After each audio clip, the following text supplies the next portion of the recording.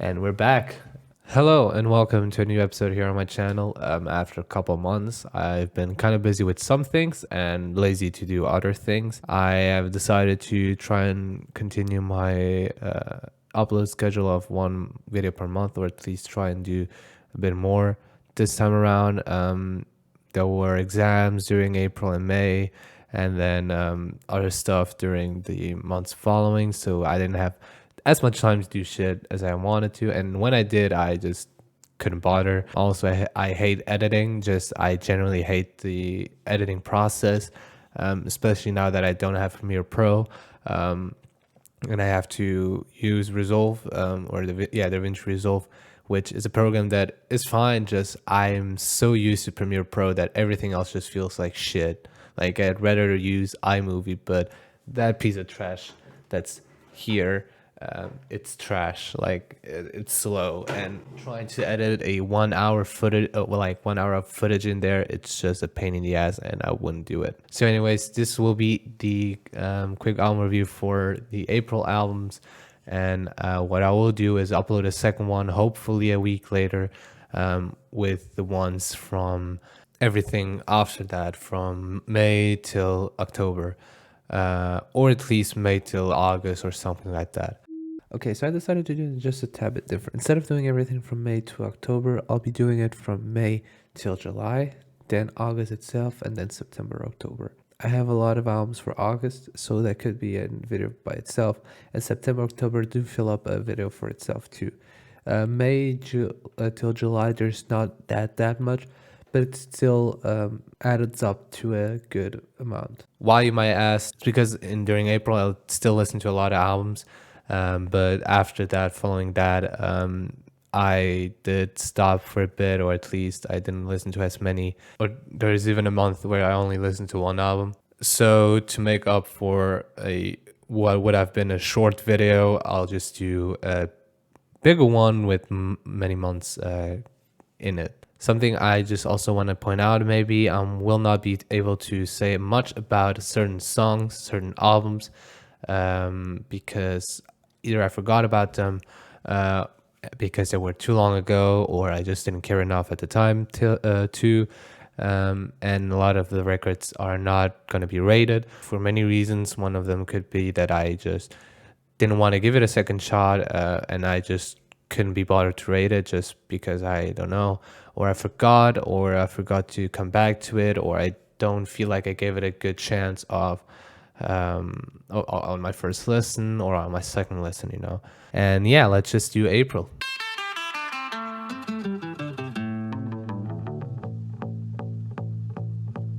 We're starting off April with Pup, the unraveling of Pup the Band. And I must say, I remember listening to this record and not really having a lot to think about it. I thought it was a good album, but after my second, third listen, that enjoyment just in a way vanished. I decided to give that a 7. Then we have Confidence Man with Tilt. This is a record, if I remember correctly, that was popular in some communities, also for critics.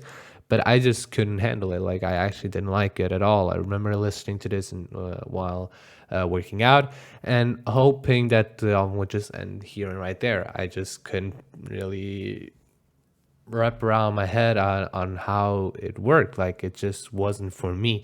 I just didn't enjoy it. I just didn't like it. Felt like that every time it wasn't sung, I was kind of okay with it. But the vocals, or the way it is vocally produced, I don't know how to really explain it, just wasn't something I'm a fan of. 3 out of 10. Father John and Misty with Chloë in the Next 20th Century. This is a record where I don't know if I was looking forward to, but every time I see a big name or a name that I've heard of or that I may have listened to an album in the past, I get kind of excited, even though I'm not excited at all. This is one example of it because of Father John Misty, a big name in his genre, and I enjoyed his 2015, 2016 album, Pure Comedy, and the main song to it was a astonishing song. It is an astonishing song, to say the least. Chloe in the next 20th century is not that. It never was supposed to be it. I remember listening to the singles and thinking they were okay, but nothing too special. And when listening to the album, the singles and specifically the last song were the only things that it really stood out to me. Listening to this, I believe, while also like doing stuff here at my house, just having the music in a way in the background, it felt like nothing at some points. It felt like the word mid would be correct to define it, but at the same point, it didn't disappoint me. It didn't anger me, or it wasn't bad. It was just okay. So I gave that a 6. Then we have Billy Woods with Aethiopes. Not too sure. This is a record where I know I will be coming back to once I have time for it. The thing is, I at the time enjoyed it. I liked listening to it, but I didn't think much of it at the time, and still now it is an 8 out of 10 for me. But I feel like it can grow on me even more.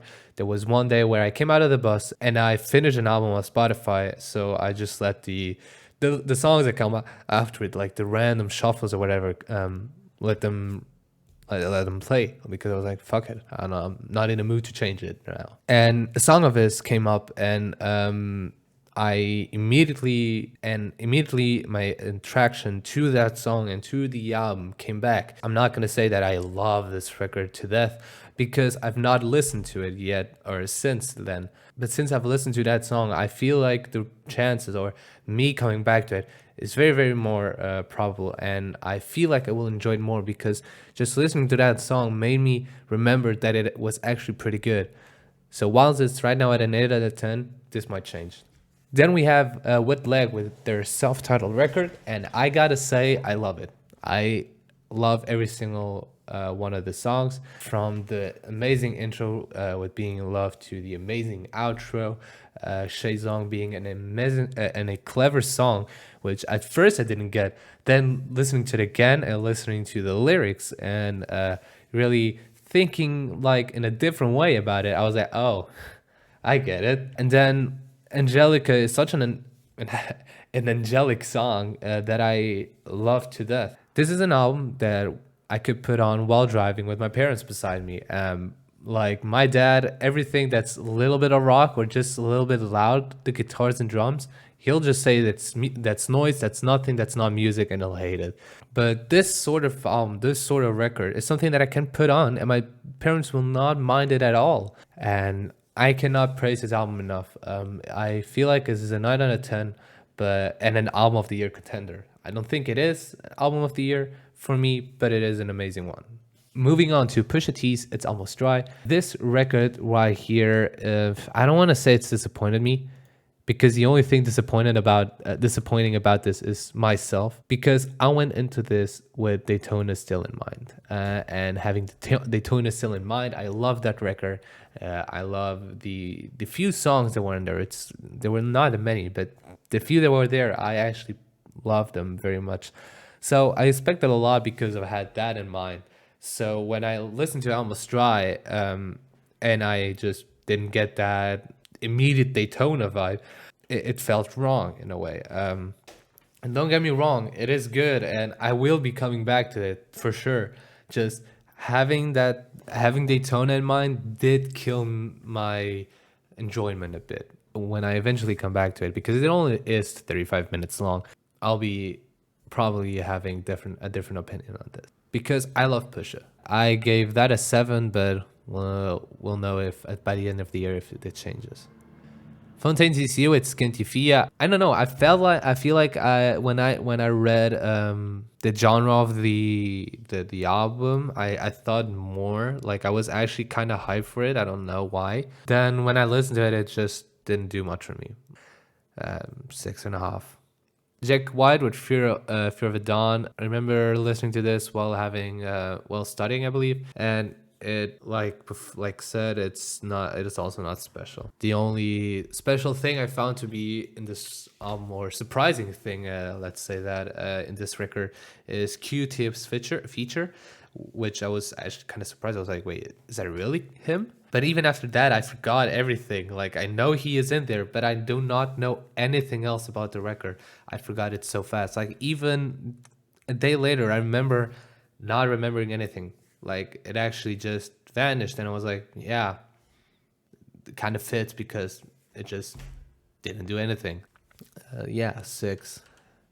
Then we have King Lizard and the Lizard Wizard album, Omnium Gatherum, with the Dripping Tap. And I gotta say, Dripping Tap is the only song I like out of that. It's just a masterpiece, and everything else compared to it just falls flat. Like, yeah, don't get me wrong, there are good songs. I personally don't mind the songs with rap. Like, I've seen many people complain about this.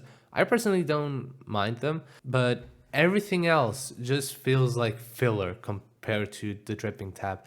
I feel like King Gizzard and the Lizard Wizard, it's not really a band that's for me. Like, listening to other stuff from them, it's not really, or it hasn't hit me yet, let's say that. So I feel like Dripping Tap is the one exception that has stuck with me and that has done anything for me from them.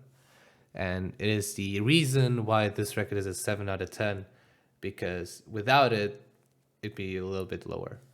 Then Daniel Johns with FutureNever. It was a weird record, honestly, like the way I found it and everything else. The vocals are something that I have never experienced before, but something I'm not gonna dismiss it as terrible. Like, it was actually kind of interesting to listen to. There was 1, 2 songs that I at the time found interesting, that I was like, I will be coming back to these songs, but I never did. And even now, I'm still in the opinion that I'm like, I don't think this will be something I'll be listening to again, just because of the time that has passed and me not having the interest again to come back to it or to give it a second shot. And yeah, 6.5 out of 10. Moving on to Vince Staples' Ramona Park Broke My Heart is a record that I did not give a rating to because of a couple reasons. First of all, I did give it a full listen, but then I was like, nah, this needs a second listen, because there were songs on them that was just fun to listen to. There were actually like fun songs on there that I was actually enjoying. Just the thing is, I do not remember them, nor do I remember anything else from the album. But I remember those fun songs, like those fun moments listening to it, even in the bus, just like being tired and still just like kind of listening to them and vibing to them. So for now, I'll just keep it. All right, I'm just jumping into this real quick. I've listened to it a few more times since the recording of the footage, so I have made my mind up on it. Yes, it is enjoyable. Yes, it is fun to listen to. Yeah, or at least there are fun moments in here. But now I remember why I was holding this album back for a couple months. It's his voice. In a lot of songs, it just sounds so monotone that it gets to a stage that it's just boring. So yeah, it is entertaining. It is fun in many places. But for me, his voice just backs it up from being something that could be even greater than it is. I'm not going to say it's just a terrible album or a mid album. I still think it is a good album to listen to, and that's why I'm giving it a 7.5. And ending the month, we have Rammstein with Zeit. Rammstein's last album, I think it was a self-titled one, including songs like Deutschland and Radio, was a record that I enjoyed to the fullest. Like, I don't know how I enjoyed that, but I did. I have not listened to it since, but many songs have stuck in my head, like Deutschland, Radio, and Ausländer. But moments of many, many other songs have been stuck in my mind for the last few years. So when Zeit came out, or when I saw that this new record, I thought that it could be a new beginning for Rammstein and me in a way, but it wasn't. I enjoyed many moments of it because they were funny, because I know the language, and just some things are just funny when listening to, like remembering some moments and just like starting laughing. I just, yeah, at some points it is funny, but it's just not something that in general pleased me, or something that, but it wasn't very comparable to the previous record, 6.5. For the song of the month, I decided to give it to Wet Legs Angelica, just because the album itself, like I've said, is amazing, and Angelica is one of the best songs on there. It was hard to pick one of them for here because Song itself is an amazing song. But like I've said, even Your Mom is a great song. But Angelica just takes me to a different dimension. Wrapping up with the single of the month, it is Baby No Money's Mathematics. I had a couple choices here. The other one would have been Phoebe Bridgers' Sidelines, a very soft, amazing song for Phoebe, like always. But with Baby No Money's Mathematics, I listened to it many more times than Sidelines. And also I had fun listening to it. I don't know, it's just a fun song. It is one of those goofy songs that just are good. I feel like that's it. So yeah, hopefully the next video will be up in a week or so. I hope at least. But until then, bye.